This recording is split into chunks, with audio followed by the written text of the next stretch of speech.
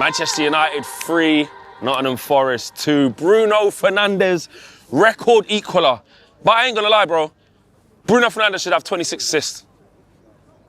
He should have 26 assists. Brian Mbeumo was moving mad today. Joshua Zirkzee moving mad. Ahmad moving mad. Dorgu had a chance as well, to be fair, but that was just a good shot.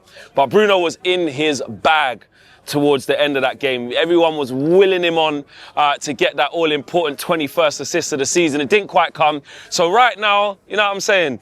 De Bruyne and Henry, they're all at the table together with Bruno, yeah? Bruno joins them, should I say, but one more against Brighton. And Bruno should have had that assist today. Honestly, that second half was like a basketball match. And actually, the game in general, the amount of chances missed, the game should have been about 8-2, bro. 8-2. What can we say? Before I go any further, you lot can see it there in the bottom hand corner, man. Let me tell you about Finalysis. You can scan the QR code on screen right now. Finalysis is the one-stop shop to all of your football fan needs. What I love about this app, right, is that the ops, yeah? You see like the Liverpool fans and the Man City fans and all that? They can't get involved in our section. You've got club-specific channels. So all the Manchester United fans are all in one place. But what you can do is go and peep at their stats and their information from the games. So we know that Van Dijk keeps messing up. We know that Wirtz has been the flop of the season. Do you know what I'm saying? We can keep an eye on it. So I love that as well. Before the game, there is previews that are there. There are predicted 11s that you can do. And most importantly, my favourite bit is after the games. Times like now, they have a Finalysis player rating system where they rate the players out of 100 after every single game. Think of today. I'm going to start with Bruno Fernandes, bro. 100. I'm giving him 100 out of 100. I don't care if it's extra. He's a record equaler. Someone like Senny Lamans, I'm giving him 85 out of 100 today. And Casemiro, it's his last game at Old Trafford. I'm giving him 100 out of 100 just for no reason. And so on and so forth. The player ratings app, the player ratings part of the app is absolutely brilliant. And not only that, you can rate the manager. Yeah, in fact, I'm gonna rate Michael Carrick a 75 out of, no, an 80 out of 100 today. We won the game. It's a nice feeling. It's the last game at home. He's going to get a high score, but also you can rate the referee after every single game as well. So you know that the referee's been getting a whole load of ones, yeah? One of the other greatest things about this app as well is that people can have their say on community posts, on polls, and big interactions, and then they take that data, they take that information, they take your opinion, and they bring it to the pros. They bring it to people like Gary Neville, Jamie Carragher, Wayne Rooney on Sky Sports News, on Monday Night Football and beyond. So what are you waiting for? Download the app, scan the QR code on screen, and make sure you're following me on there at FlexUTD. That's my avatar right there. You can see it. Go get involved. Finalysis is the place to be. And now, back to the game. Bruno Fernandes, like, the guy this season has just been immense. And not even just this season. His whole Man United career. You know, there's been people in this own fan base, in our own fan base, bro, who, you know, cuss out Bruno and say he's not this, can't even believe he's a footballer, I've heard. You know what I mean? He ain't this, he ain't that. I can't hear these guys anymore. Do you know what I'm saying? Word to Bruno, bro. That's what he is. He's nearly about to be a record breaker. Hopefully he does it. But even without that, that's just the gloss. That's just the final cherry on top. The guy is a creative monster. That is what he has been. He's a real leader. Do you know what I'm saying? And a lot of failings that have been around him since he's been here haven't been his fault. Do you know what I'm saying? Does he have bad games? Does he have poor games? Yes, of course he does. But without the impact of him, this team would not be anywhere near having somewhere like the quality that he has in it. And the problem is we haven't had another 9, 10 Bruno Fernandeses. That's the actual issue. You know what I mean? In their respective positions. If we had 9 or 10 players like him in every position, my God, would we be some football team. So listen, he got his assist in the end for Brian Mbeumo. And like, he just couldn't score. I don't know what's happened to Brian Mbeumo, bro. Like probably since the Arsenal game, like his confidence is just rock bottom. He's just missing easy chances today. Bruno set him up for a couple. He missed them. Even the one he scored, I was surprised he scored it. It was a decent finish in the end, but his confidence just seemed shot. Basically his final action just isn't there. And the same with Ahmad as well. Final ball, final delivery, final decision.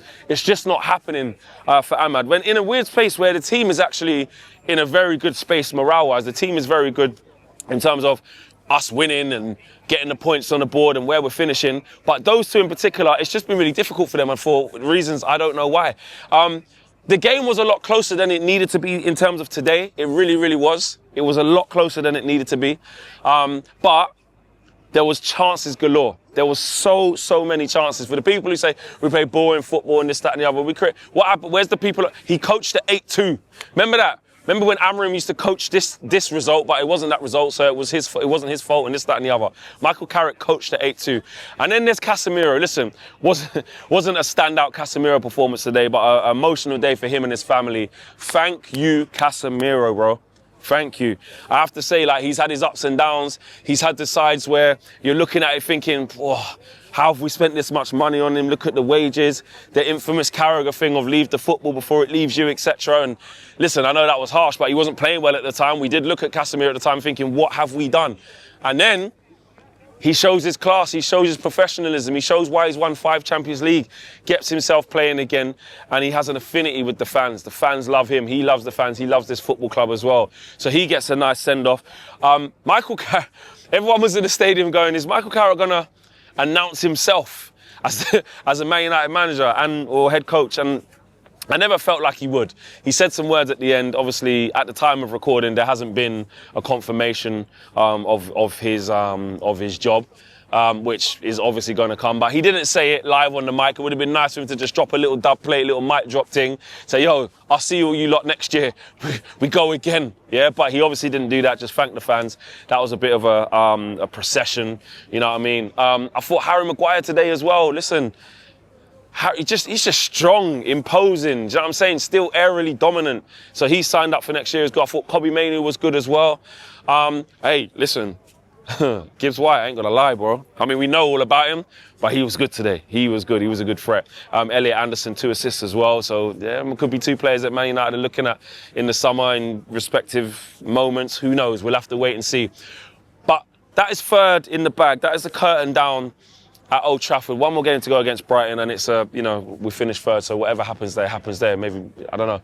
But what I will say is, I did say in the road trip before, like, I feel like this was going to be a game, obviously being on the right end of the scoreline, that you kind of look at the mini positives, because they're mini positives. There's no such thing as, we shouldn't be getting carried away and saying we're back and this, that, and the other, but we should celebrate the stability that we seem to have right now. You know, we should celebrate the fact that Michael Carrick came in January, got us to this point, and although there's loads of other subplots today that we wanted to get to, like the confirmation of the job for Carrick, or whether Bruno gets the assist record, etc., etc., we should celebrate where we've got to. Do you know what I'm saying? In like a mini celebrate, because if we can build on this now, this can be the start of something, And this is where I'm challenging Ineos. We are all challenging Ineos. This summer that we have got, it's so big, bro.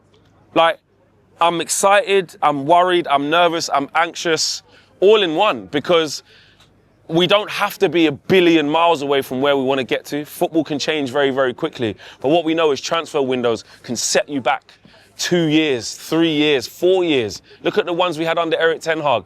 We're only just undoing it now. Do you know what I mean? Transfer windows can really, really set you back. And if Ineos do not smash this transfer window, if we do not get the players that we need, if Michael Carrick does not get the support that he needs from the recruitment side of things, then we can forget the type of progress we want to make. Yes, it's exciting now. It's great end to the season. Bruno Fernandes has been brilliant. You know, Patrick Dorgu's got like goal of the season. Kobbie's re-signed. Cunha's had a fantastic season in the end. I really like what he's done. Benjamin Sesko's been good. Senny Lammens again today making saves. So all of these things are great. But what are you saying the next season? Are you going to back that up? Because we got 4 players last year and 4 of them were the strike rate was high. All 4 were really good. But we need, 5, 6 players this season, and the strike rate needs to be the same. You know? So this is a monumental task. I'm not getting carried away with what I've seen from Carrick now. There's still a lot of unanswered questions, but he deserves a chance. The feeling around Old Trafford is good. The feeling around the fan base is good. Yes, there's skepticism. There's anxiety. You know what I mean? There's worry. There's pessimism. You know, there's all these type of things that surround Michael Carrick, but at the very, very least, he deserves our support. At the very, very least, he's deserved an opportunity to see what he can do. That's it.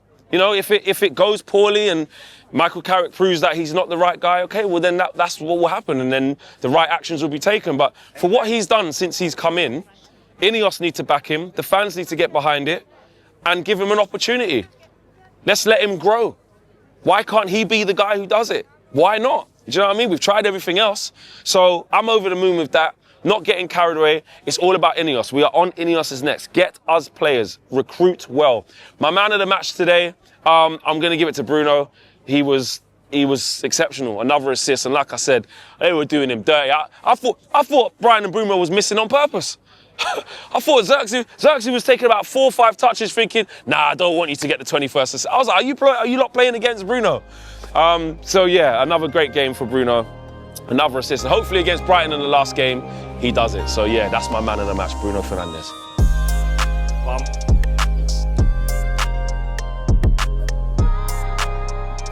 One more. Well, it's really that. Yeah. One of those would be